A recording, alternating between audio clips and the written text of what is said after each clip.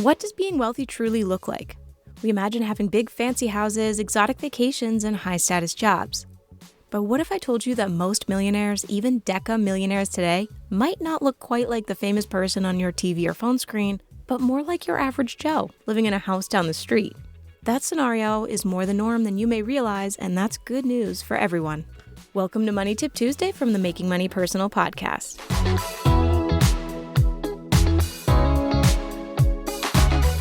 Today's Money Tip is proudly sponsored by New England Royal Service, a local New Hampshire business offering commercial cleaning and property maintenance trusted for its exceptional service. Visit neroyal.com to learn more and show us a little love by mentioning this podcast when you reach out. Now back to today's tip. Reading books is a powerful way to shift your mindset about money and finance, along with gaining practical techniques to achieve your desired financial life. One notable book is The Millionaire Next Door by Thomas J. Stanley and William D. Danko. First published in 1996, the book delves into the habits of the wealthy, challenging many common misconceptions about wealth. The authors break down key concepts that question the stereotypical views of wealthy individuals. For instance, wealth isn't always visible, and attaining it isn't solely dependent on income or profession. Anyone can adopt wealth-building practices. This idea is fundamental, as many believe wealth is an exclusive domain locked away by a hidden secret known only to a select few. However, the book demonstrates that with intentionality, focus, and cultivated habits, anyone can build wealth. Stanley and Danko conducted thorough research across various demographics to uncover what distinguishes wealthy individuals from those who are not. The findings are often surprising. The common belief that a high salary guarantees wealth is swiftly debunked. While income does play a role, how individuals manage their finances holds greater significance. Another revelation from the book is that appearances can definitely be misleading. A person flaunting a large house, designer clothes, or a luxury car might not be financially secure. There's a pressure to project an image of wealth which often incurs hidden costs. The authors shared, quote, "Many people tell us you can judge a book by its cover, meaning that high-grade doctors, lawyers, accountants, and so on are expected to live in expensive homes. They are also expected to dress and drive in a style congruent with their ability to perform their professional duties." Interestingly, surveys discussed in the book indicated that many millionaires did not really prioritize purchasing luxury items.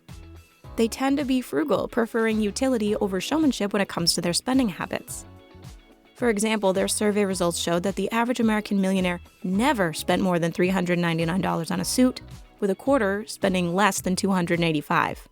Additionally, about half never spent more than $140 on shoes, and many did not exceed spending $235 on a wristwatch. Remember that the surveys were conducted in the 90s, so these dollar amounts might have shifted a little bit since then. The authors also highlight a critical distinction between high wealth accumulation and the ostentatious display of wealth.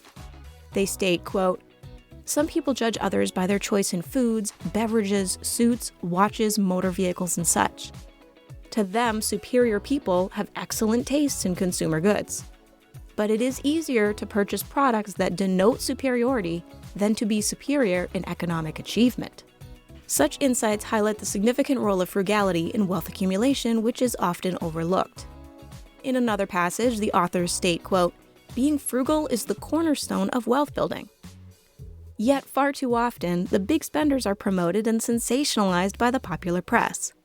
We are constantly barraged with media hype about so-called millionaire athletes, for example. The book encourages readers to realize that they have control over their financial destinies more than they might think. Adopting millionaire habits can be achievable for anyone. For example, individuals can adjust their consumption patterns to reduce spending and enhance savings.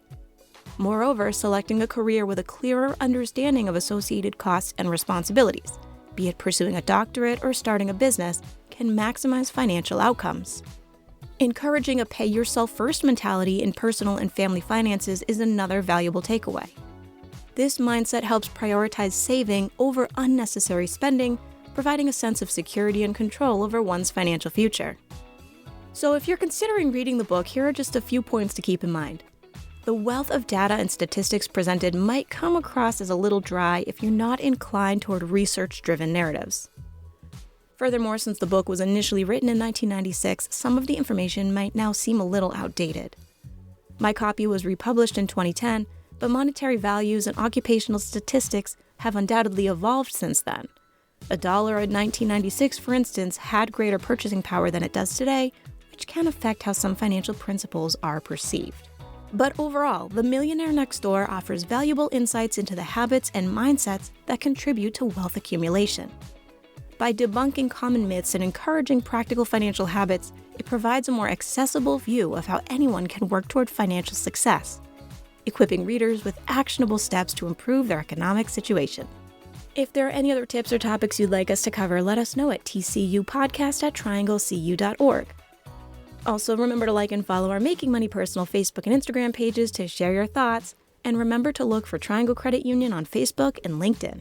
Thanks for listening to today's Money Tip Tuesday. Check out our other tips and episodes on the Making Money Personal podcast. Have a great day, everyone.